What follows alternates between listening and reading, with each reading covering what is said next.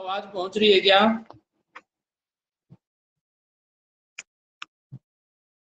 आवाज आ गई क्या? चलो ठीक है ठीक।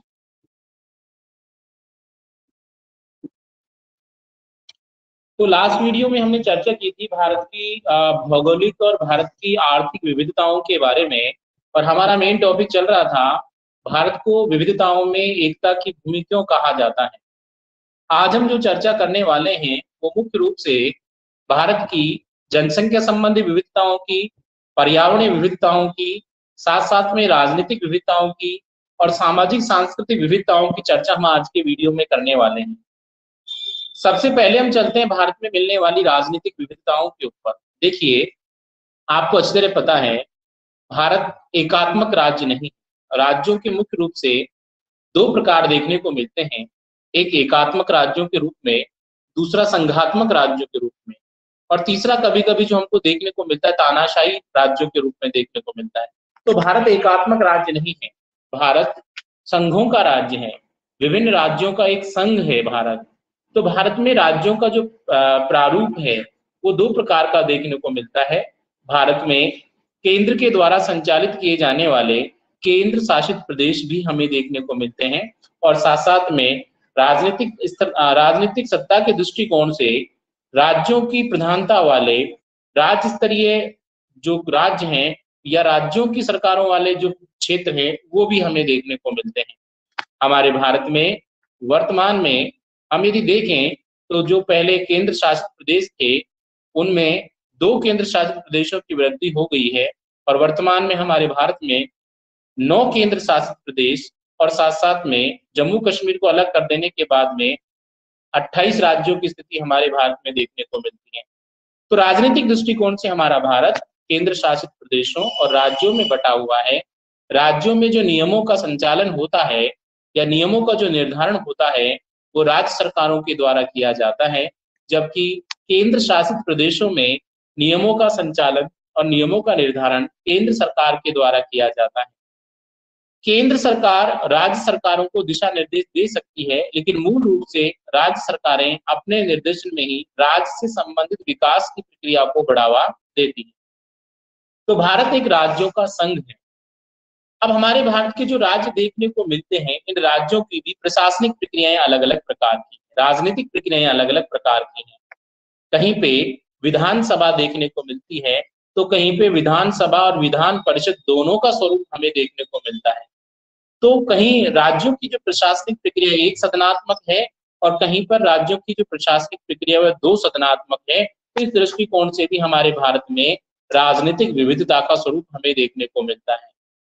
हम जैसे हमारे राजस्थान की चर्चा करें तो राजस्थान में एक सदनात्मक प्रणाली पाई जाती है।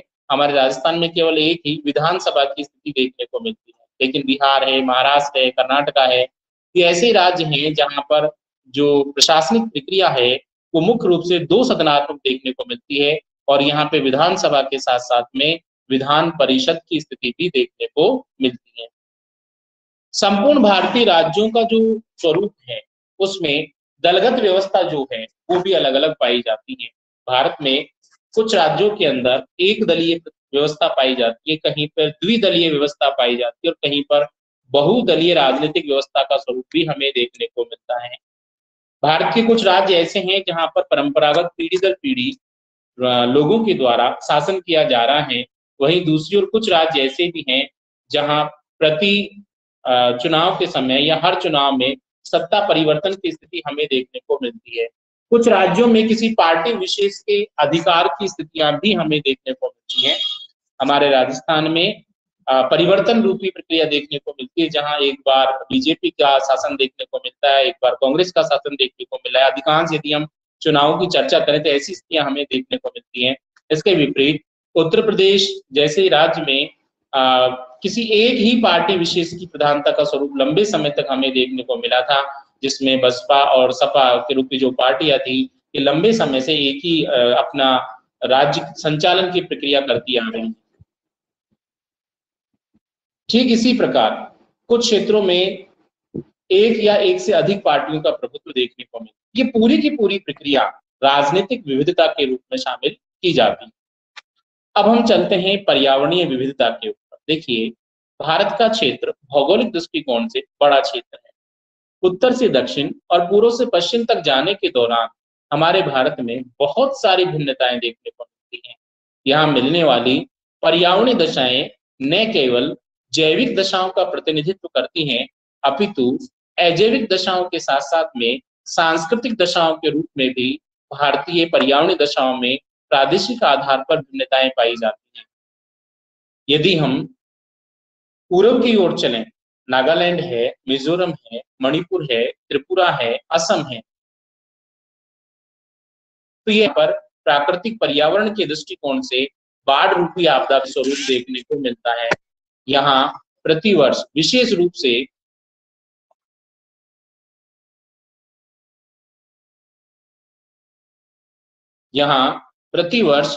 रूप से असम, बिहार और बंगाल जैसे राज्य ऐसे हैं जहां हर साल बाढ़ आने की स्थिति हमें देखने को मिलती है। इसके विपरीत यदि हम राजस्थान के पश्चिम भाग की ओर जाएं, मध्य प्रदेश के पश्चिम भाग की ओर देखें, तो यहाँ बाढ़ों के स्थान पर हमें सूखे जैसी स्थिति देखने को मिलती है। तो प्राकृतिक आपदाओं के दृष्टिकोण से पर्यावरणीय दशाएं जो हैं भारत में भिन्नता रूपी स्वरूप को दर्शाती है।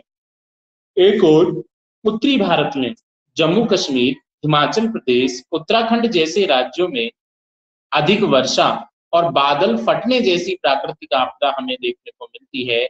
वहीं दूसरी ओर उत्तर प्रदेश के पूर्वी भाग, बिहार, बंगाल और असम में बाढ़ रूपी प्राकृतिक आपदा का परिलक्षण होता है। राजस्थान के शुष्क पश्चिमी मरुस्थलीय क्षेत्र, उत्तरी गुजरात, कर्नाटक के शुष्क पठार और महाराष्ट्र के मराठावाड़ क्षेत्र में सूखे रूपी प्राकृतिक आपदा का हमें दर्शन होता है।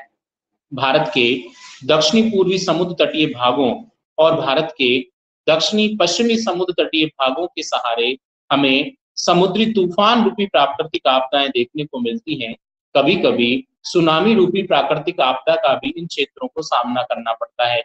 उत्तरी पर्वतीय राज्यों में निरंतर हिमस्खलन रूपी या भूस्खलन रूपी प्राकृतिक आपदा का स्वरूप भी हमें देखने को मिलता है।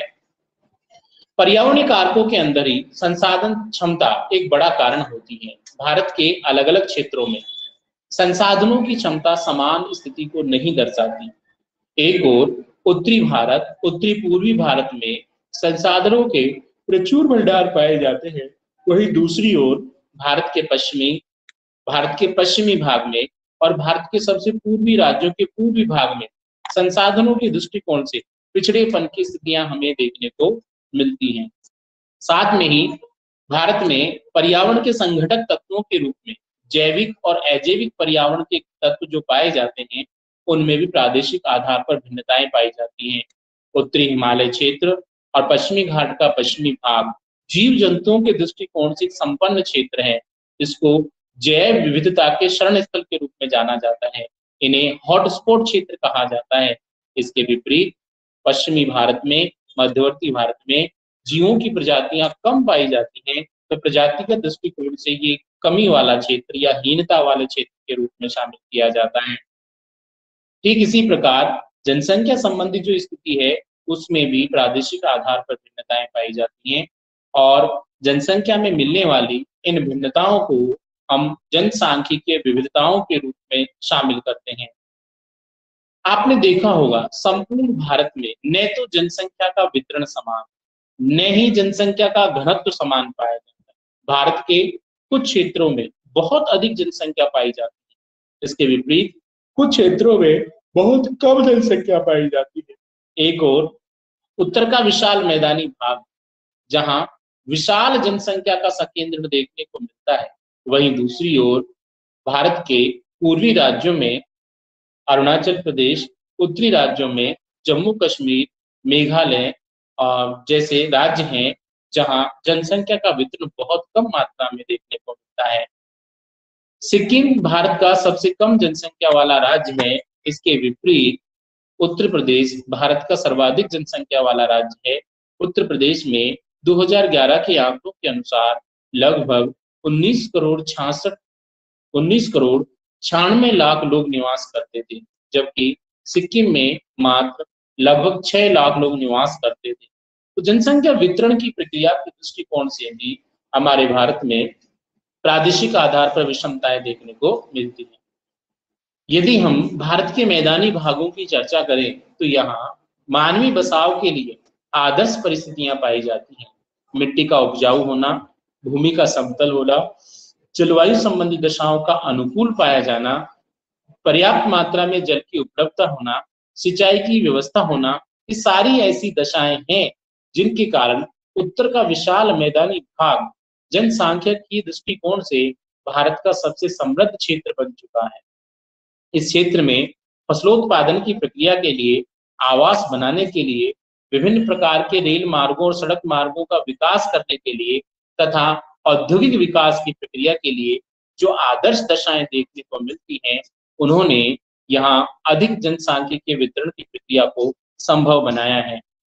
इसके विपरीत यदि हम भारत के उत्तरी भागों को देखें, उत्तरी पर्वतीय प्रदेश में आने वाले राज्यों को देखें, पूर्वी भारतीय राज्यों को देखें, तो यहाँ पर मानवीय बसाव के लिए अनुकूल परिस्थितियां नहीं पाई जाती।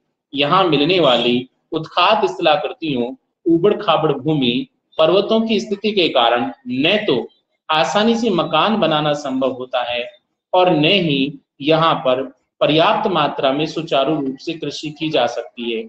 इन क्षेत्रों में सड़क मार्गों और रेल मार्गों का विकास करना भी एक कठिन कार्य होता है। इसी कारण इस क्षेत्र में जनसंख्या का वितरण या फैलाव कम मात्रा में देखने को मिलता है। अरुणाचल प्रदेश, जम्मू कश्मीर, मेघालय जैसे राज्य इन्हीं दशाओं के कारण जनसांख्यिकीय दृष्टिकोण से पिछड़ेपन की स्थिति को दर्शाते हैं। दक्षिणी भारतीय राज्यों की चर्चा की जाए तो इन राज्यों में मानवीय बसाव के लिए न तो अधिक आदर्श परिस्थितियां पाई जाती हैं और न ही अधिक प्रतिकूल परिस्थितियां पाई जाती हैं। इसी कारण दक्षिणी भारतीय प्रायद्वीपीय भारत के जो राज्य हैं, उनमें जनसंख्या का वितरण भी न तो अधिक पाया जाता है और न ही कम पाया जाता है। तो मध्यम जनसंख्या वितरण की जो स्थिति है वो हमारे प्रायद्वीपीय भारत में देखने को मिलती है। जिस प्रकार से भारत में जनसंख्या वितरण में भिन्नताएं पाई जाती हैं, ठीक उसी प्रकार से जनसंख्या घनत्व की स्थिति भी संपूर्ण भारत में समान नहीं मिलती है। एक और मैदानी क्षेत्रों के रूप में शामिल किया जाने वाला बिहार 1102 व्यक्ति प्रति वर्ग किलोमीटर के साथ में भारत का सर्वाधिक जनसंख्या घनत्व वाला राज्य, वहीं दूसरी ओर 17 व्यक्ति प्रति वर्ग किलोमीटर के साथ में अरुणाचल प्रदेश भारत का सबसे कम जनसंख्या घनत्व वाला राज्य। ठीक इसी प्रकार केंद्र शासित प्रदेशों में दिल्ली लगभग 11,292 व्यक्ति प्रति वर्ग किलोमीटर के साथ में जनसांख्यिकीय घनत्व के दृष्टिकोण से भारत का सबसे अधिक घनत्व वाला केंद्र शासित प्रदेश है।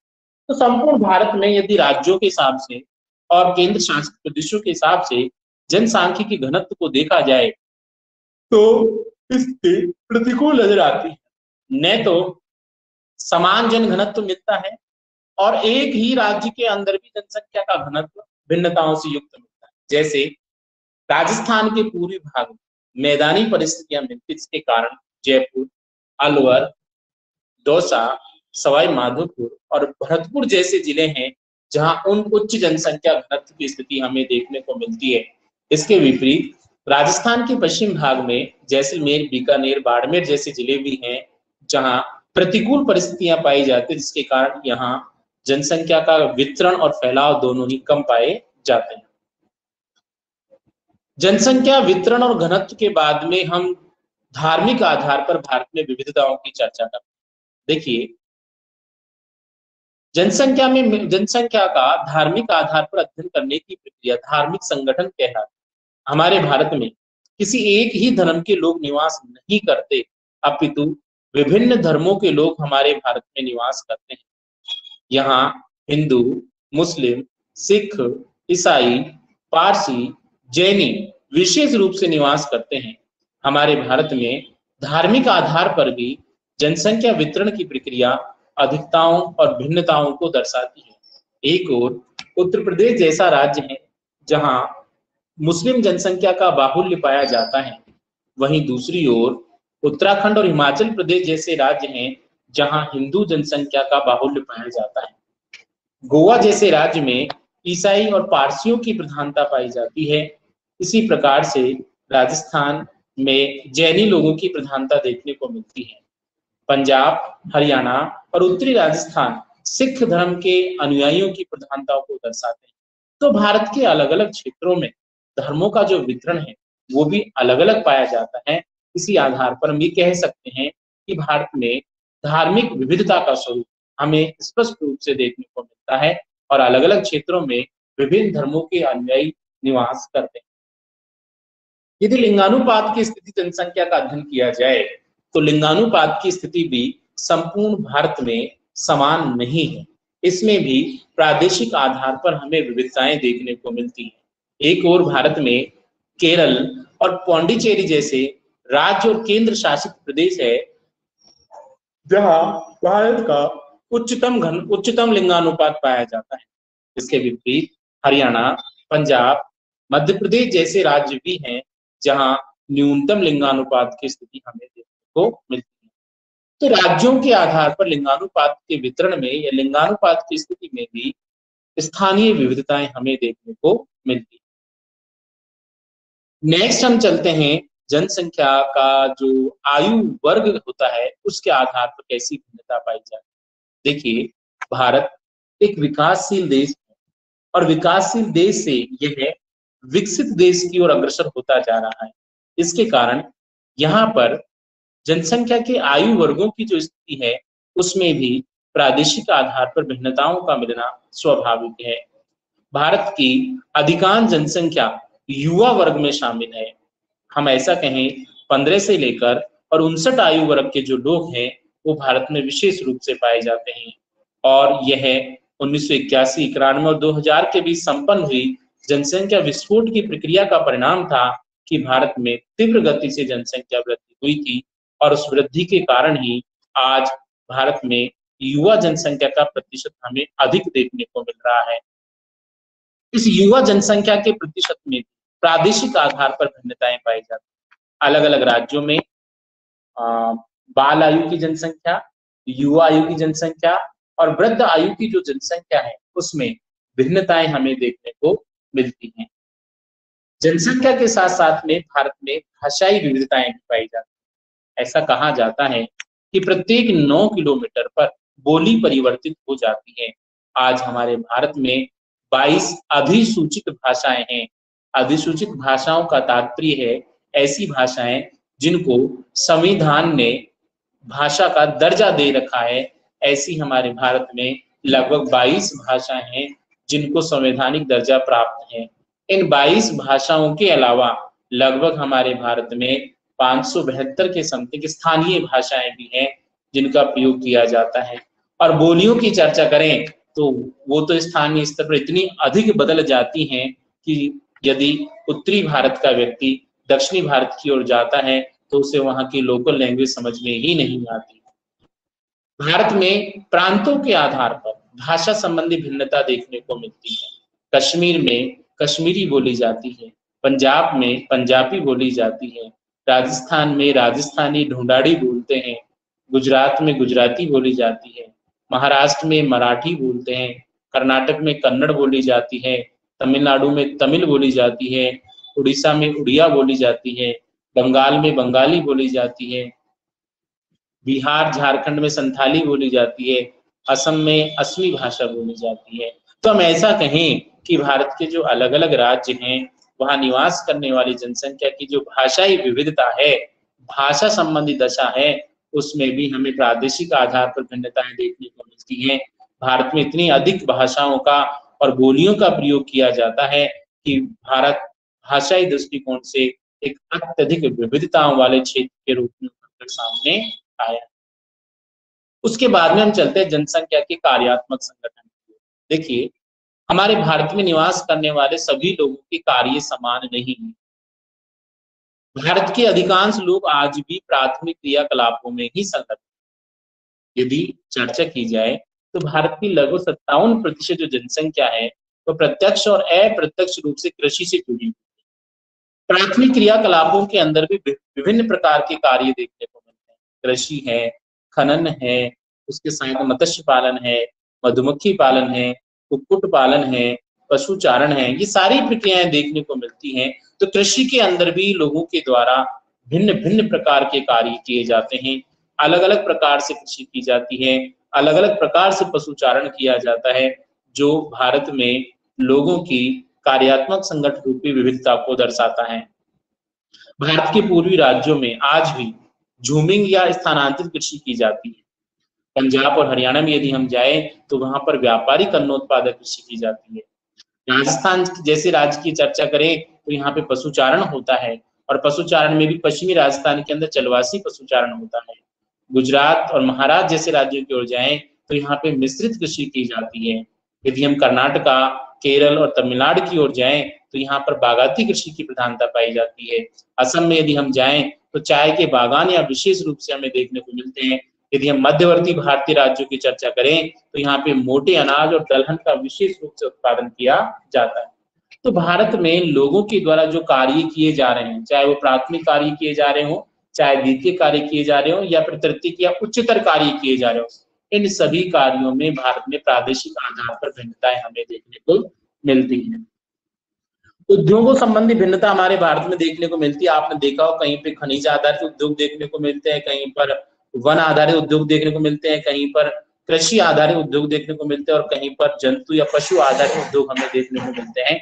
तो अलग अलग क्षेत्रों में लोगों के जो आर्थिक क्रियाएं हैं उद्योग रूपी, उनमें भी प्रादेशिक आधार पर भिन्नताएं देखने को मिलती हैं। भारत में तृतीय कार्य करने वाले जो लोग हैं उनकी सेवाओं में भी प्रादेशिक आधार पर विषमताओं का परिलक्षण होता है। कहीं परिवहन का कार्य किया जा रहा है, कहीं संचार का कार्य किया जा रहा है, कहीं शिक्षण का कार्य किया जा रहा है, कहीं दुकान का कार्य किया जा रहा है या व्यवसाय का कार्य किया जा रहा है। तो अलग अलग क्षेत्रों में सेवाओं का जो स्वरूप है वो सभी जगह समान नहीं होकर प्रादेशिक रूप से विषमताओं को दर्शाता है। ये सारी दशाएं जनसंख्या के कार्यात्मक संगठन या व्यवसायिक प्रक्रिया के रूप में जो भिन्नता पाई जाती है उसको प्रदर्शित करती है। तो भारत न केवल भौगोलिक दृष्टिकोण से, आर्थिक दृष्टिकोण से भिन्न है, अपितु जनसांख्यिकीय दृष्टिकोण से हमारे भारत में अनेक प्रकार की भिन्नताएं देखने को मिलती है। हमारे भारत में विभिन्न प्रकार के धर्मों के साथ साथ में विभिन्न प्रकार की जातियां पाई जाती हैं, अलग अलग धर्मों के अनुयायी यहाँ पे निवास करते हैं। अब हम चलते हैं सामाजिक और सांस्कृतिक विविधताओं के ऊपर। देखिए, सामाजिक और सांस्कृतिक विविधताओं में आचार विचार, रहन सहन, खान पान, तीज त्योहार, वंश परंपरा और वस्त्र आभूषण रूपी विविधताओं को शामिल किया जाता है। हमारे भारत में यदि हम खान पान की भिन्नता को देखें तो कुछ लोग शाकाहारी हैं, कुछ लोग मांसाहारी हैं, कुछ लोग सर्वाहारी हैं। कहीं पर दाल बाटी चूरमा खाया जाता है, कहीं पर इडली डोसा खाया जाता है, कहीं पे लिट्टी चोखा खाया जाता है। तो अलग अलग, कहीं छोले भटूरे खाए जाते हैं। ये खान पान संबंधी भिन्नता है। तो अलग, कहीं पे चावल खाया जाता है। तो भारत के अलग अलग क्षेत्रों में जो भोजन का प्रारूप है उसमें भी भिन्नता हमें देखने को मिलती है। अलग अलग क्षेत्रों के लोगों के द्वारा अलग अलग प्रकार की वस्त्र रूपी दशाएं देखने को मिलती है। अलग अलग प्रकार के वस्त्र लोगों के द्वारा पहने जाते हैं। एक और यदि आप राजस्थान जैसे राज्य की चर्चा करोगे तो यहाँ पे धोती कुर्ता और साथ साथ में लुगड़ी विशेष रूप से पहनने को देखने को मिलती है। इनमें भी अलग अलग प्रकार की धोती कुर्ते, पगड़ी और लुगड़ियां देखने को मिलती हैं। ठीक इसी प्रकार से यदि आप दक्षिणी भारत की ओर जाओगे तो लुंगी और शर्ट विशेष रूप से वहां का पहनावा हमें देखने को मिलता है। इसके अलावा यदि आप उत्तरी भारतीय राज्यों की ओर जाओगे तो वहां पे आपको जो पहनावे का प्रकार है वो अलग अलग देखने को मिलेगा। तो स्त्री की चर्चा की जाए, चाहे पुरुषों की चर्चा की जाए, चाहे बच्चों की चर्चा की जाए, अलग अलग क्षेत्रों में अलग अलग प्रकार के वस्त्र पहने जाते हैं, और अलग अलग प्रकार के वस्त्रों के साथ साथ में आभूषणों का जो प्रकार है वो भी हमारे भारत में अलग अलग प्रकार का मिलता है। तीज त्योहार संबंधी भिन्नता, किस प्रकार से लोग अलग अलग प्रकार के तीज त्योहार मनाते हैं। देखिए, यदि आप अपने राजस्थान की चर्चा कर लें तो राजस्थान में ही अलग अलग क्षेत्रों में अलग अलग लोगों के द्वारा अलग अलग प्रकार के त्योहार मनाए जाते हैं। फिर हमारा भारत तो एक बहुत बड़ा क्षेत्र हो जाता है। तो भारत में अलग अलग प्रकार के तीज त्योहार मनाए जाते हैं। कहीं होली मनाई जाती है, कहीं दिवाली मनाई जाती है, कहीं मुहर्रम मनता है, कहीं पर ताजिए निकलते हैं, कहीं दुर्गा माता की सवारी निकलती है, कहीं पे कावड़ यात्रा होती है। और ये सारी चीजें, कहीं पोंगल मनाया जा रहा है, कहीं ओणम मनाया जा रहा है। तो अलग अलग क्षेत्रों में अलग अलग प्रकार के तीज त्योहार मनाए जाते हैं। अलग अलग प्रकार की हमारी संस्कृतियां इन तीज त्योहारों से जुड़ी हुई हमें देखने को मिलती है। इसी प्रकार से मनोरंजन के साधनों में भिन्नता पाई जाती है। अलग अलग क्षेत्रों में लोगों के द्वारा अलग अलग प्रकार के मनोरंजन के साधनों का प्रयोग किया जाता है। कहीं पर नृत्य को मनोरंजन का साधन माना जाता है, कहीं पर टीवी को मनोरंजन का साधन माना जाता है, कहीं पर रेडियो को मनोरंजन का साधन माना जाता था। इनमें भी अलग अलग, कहीं कुचिपुड़ी नृत्य हो रहा है, कहीं भंगड़ा नृत्य हो रहा है, कहीं घूमर नृत्य किया जा रहा है, कहीं पर बिहू नृत्य किया जा रहा है, कहीं पे हम गैर नृत्य किया जा रहा है, कहीं भवई नृत्य किया जा रहा है, कहीं चरी नृत्य किया जा रहा है, कहीं, तो ये पूरी प्रक्रियाएं, इन सभी चीजों से आप ये समझ सकते हैं कि यदि नृत्य को भी उठाकर हम देख लें तो पूरे भारत में समान दशाएं न मिलकर इसमें प्रादेशिक आधार पर भिन्नताएं अवश्य मिलती हैं। तो चाहे भौगोलिक कारकों की चर्चा की जाए, चाहे आर्थिक कारकों की चर्चा की जाए, चाहे पर्यावरणीय कारकों की चर्चा की जाए, या फिर राजनीतिक कारकों की चर्चा की जाए, या फिर जनसांख्यिकी कारकों की चर्चा की जाए, या सामाजिक, सांस्कृतिक और धार्मिक कारकों की चर्चा की जाए, हमारा भारत उत्तर से दक्षिण और पूर्व से पश्चिम में सभी जगह समान स्थितियों को प्रदर्शित न करके अलग अलग प्रकार की दशाओं को दर्शाता है, और भिन्न भिन्न दशाओं को दर्शाने के कारण ही हमारे भारत की भूमि को विविधताओं की भूमि कहा जाता है।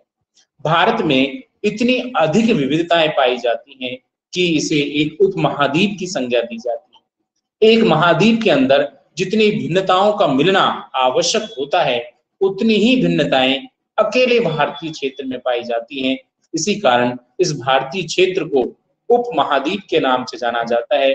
हमारे भारत को हम भारतीय उपमहाद्वीप के नाम से जानते हैं।